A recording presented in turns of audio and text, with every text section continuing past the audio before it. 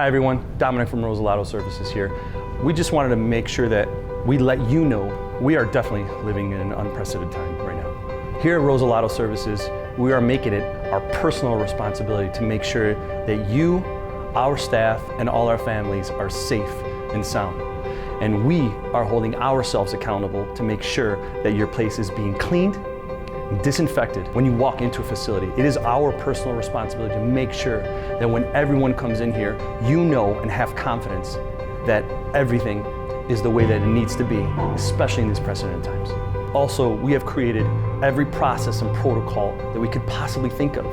We have pictures accountability, we have time-stamped accountability, we have video footage that we take.